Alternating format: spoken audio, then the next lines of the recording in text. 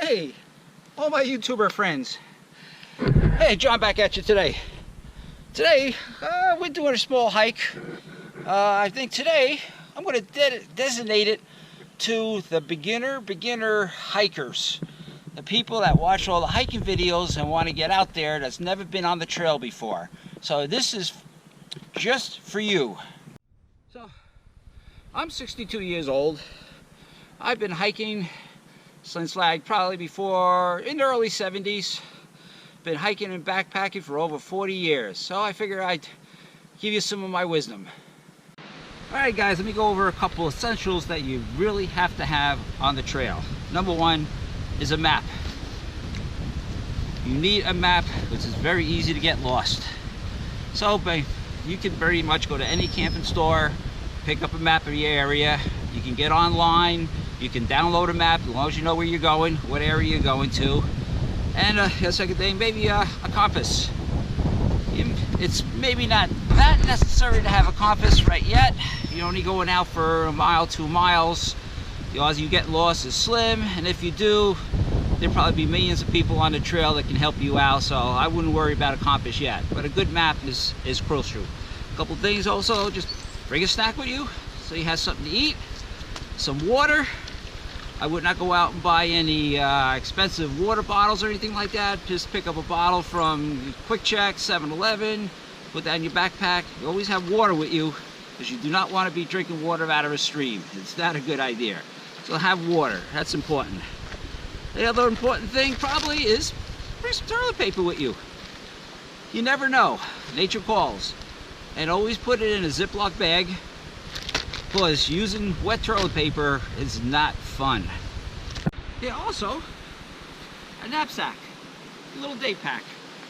So you need any day pack. If you're just going out right away, don't go out and buy anything expensive. Any backpack your kid has, your brother has, that uses for school is just fine. Just going out for a couple miles on the trail.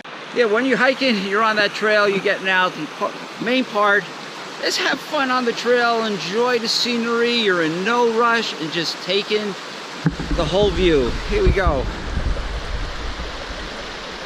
Man, this is beautiful. This is why we come out hiking, just checking out these views and enjoying it.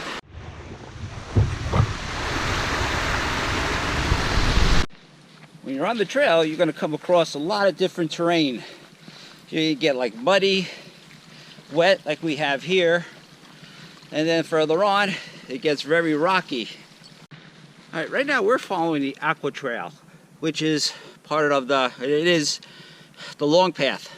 So here we have 2 trail markers. That means the trail is turning. It's got a turn to it. So the top one here tells you the direction which is turning. So instead of going straight this way, which I was going, it is turning this way. Then you'll have your just the regular blazes on the tree. You just follow those. They should be so you can see them in time. You should be able to always see them most of the time. If you're walking for a while and you haven't seen a trail marker, you may have walked off trail, so you just retrace your steps back and coordinate yourself and you'll find it. So today we're basically just doing a short hike just to kind of show you guys the trail. So our trail today is really combined of 3 trails so we can do a loop. We're on the Aqua. We're going to get to an intersection where we're going to go on a yellow trail for a while. That's kind of not even a trail, it's more like a logging road or a fire road. So it's a little nicer traveling, so you get a little bit of that too on the trails. And then from there we're going to go on to, it's kind of a white dot with a red center in it. And that will bring us back to the parking lot. All right, here's the map that we're following in our route. It's right here.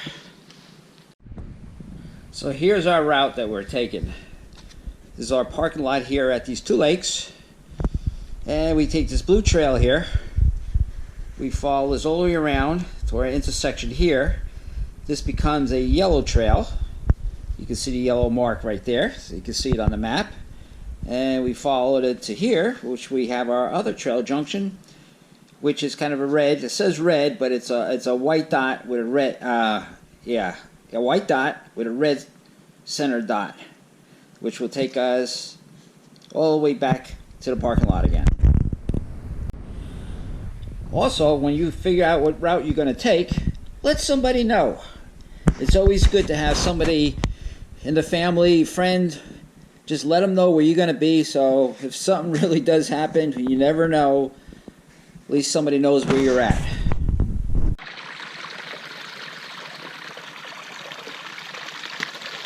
No!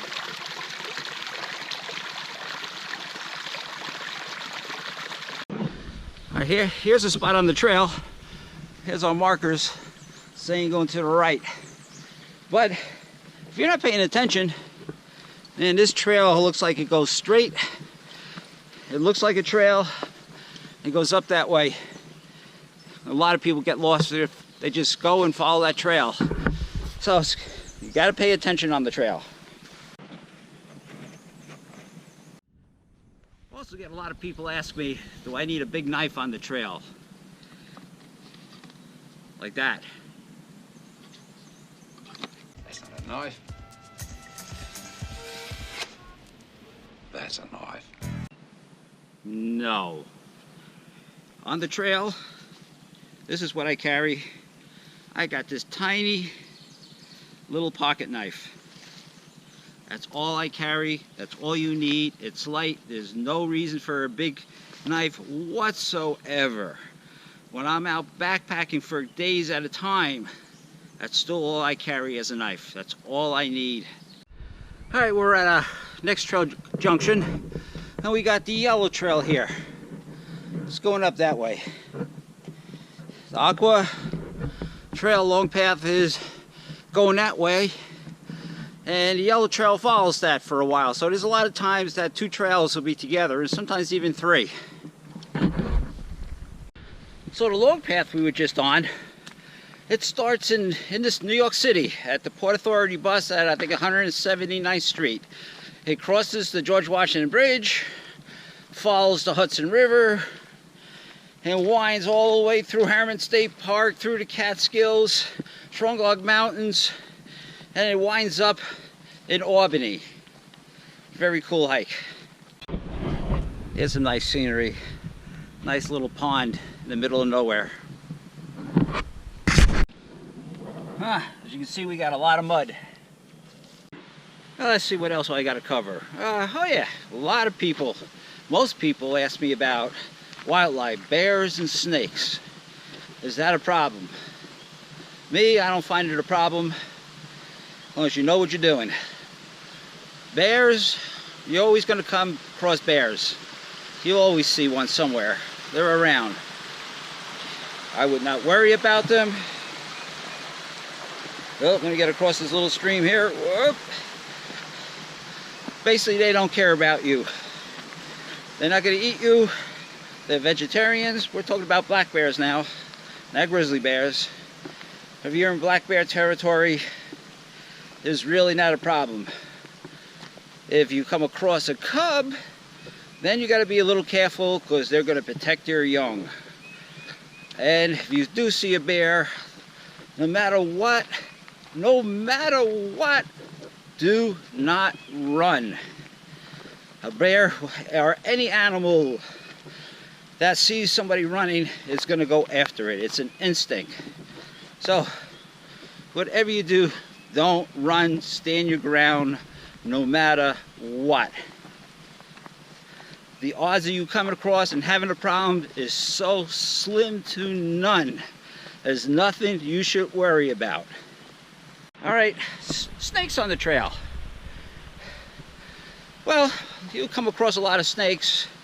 If you're just new to the wilderness, you probably won't know the difference if it's poisonous or not. So do not ever try to kill a snake. It's still an animal. We're in the wilderness here. You don't want to disturb anything or kill anything for any reason whatsoever. They're here to enjoy. Now, if you see snakes on the trail, everybody says, oh, a rattlesnake or a copperhead. They're more afraid of you than anything else. This is not true. Copperheads, rattlesnakes, and most snakes couldn't care less. They have a camouflage, so they kind of blend in. So a lot of times I come across them right on the trail, just laying there. They're not moving. Even if you're there by them, they are not going to move. So you have to, when you're walking, just looking down and watching where you're walking. That's all. And when people don't, the old occasions, which is so slim, somebody may step on one for that reason because they think it's a stick, and that's when they get bitten. But other than that, I would not worry about it whatsoever. I go hundreds of people out here hiking all the time. Nobody's had a trouble yet. And nothing to worry about. Just come out and enjoy. Woo! Awesome. All right, we're at another trail junction. So also, we were on the yellow, and we're at the end of the yellow now. This trail goes for a couple miles. It's a very nice hike. But when you have 3 markers like that, that's telling you it's either the beginning of the trail or the end of the trail. So now, as we hike here, here's our trail junction. So we got the white with a triangle in it. That will bring us back to the parking lot. And the same thing, the trail is going to the right, left I mean, and we're going over that way. Try to get over this stream.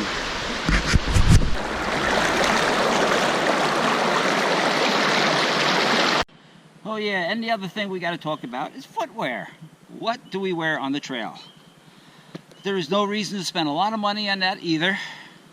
Right off the bat, if you have a pair of sneakers that you're comfortable in, that you've been wearing, you wear outside all the time, your feet aren't getting sore, by all means just wear those shoes and just get on the trail.